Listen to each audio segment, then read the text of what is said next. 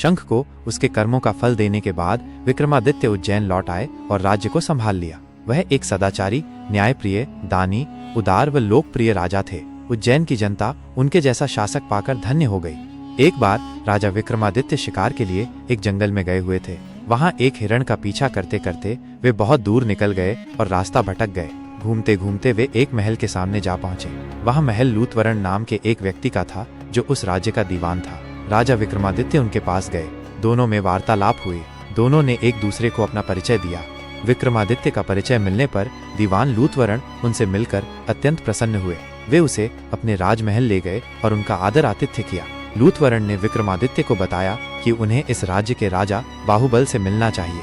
वे अत्यंत सरल और धार्मिक राजा हैं। उनके पास एक ऐसा सिंहासन है जो अत्यधिक शक्तिशाली है। कहा जाता है उस सिंहासन को स्वयं महादेव ने इंद्रदेव को भेंट किया था और बाद में इंद्रदेव ने प्रसन्न होकर वह सिंहासन राजा बाहुबल को दे दिया। आगे लूतवरण ने कहा, हे राजा विक्रमादित्य, आपके अंदर वो सभी गुण मौजूद हैं जो एक चक्रवर्ती सम्राट के अंदर होने चाहिए।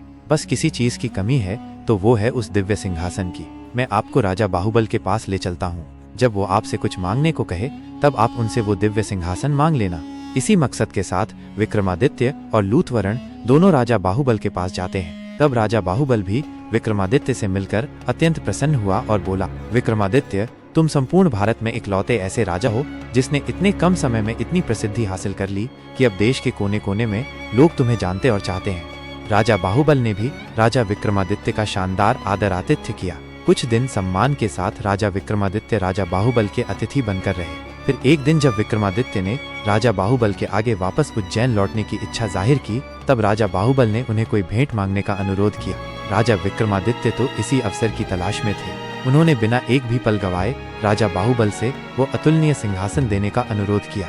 अब क्योंकि राजा बाहुबल विक्रमादित्य को वचन दे चुके थे तो उन्होंने निसंकोच वो सिंहासन राजा विक्रमादित्य को भेंट कर दिया। वे भली भांति इस बात से परिचित थे कि अगर उनके बाद कोई इस सिंहासन के योग्य है तो वो केवल और केवल विक्रमादित्य ही हैं। उन्होंने खुशी खुशी विक्रमादित्य को सिंहासन देकर विदा कर दिया।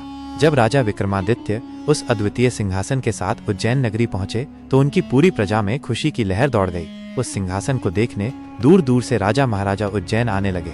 राजा विक्रमादित्य ने भारी सभा का आयोजन किया और दूर दराज से विद्वान पंडित बुलाए और उनके समक्ष अपनी इच्छा जाहिर की कि वो एक भारी अनुष्ठान करना चाहते हैं। कृपया आप सब देखकर बताएं क्या वो इसके योग्य है।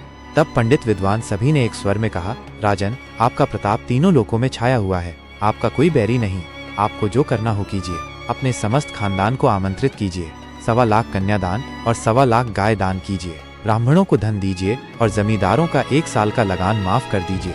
इतनी कथा सुनाकर प्रथम पुतली रत्नमंजरी बोली, हे राजा भोज, आपने अगर कभी ऐसा दान किया है तो आप सिंहासन पर अवश्य बैठें। पुतली की बात सुनकर राजा भोज का अपना सा मुंह हो गया। उन्हें खुद पर बहुत लज्जा आई। वे दरबार में उपस्थित समस्त राज्यसभा सदस्यों से बोले, आज का दिन तो गया, अब तो कल ही सिंहासन पर बैठेंगे। इस तरह सिंहासन बत्तीसी की प्रथम पुतली ने राजा भोज को सिंहासन पर नहीं बैठने दिया। अब बारी थी दूसरी पुतली चित्रलेखा की। कहानी के आगे का भाग भी बहुत जल्द आप सबके सामने होगा। धन्यवाद मेरे प्यारे दर्शकों।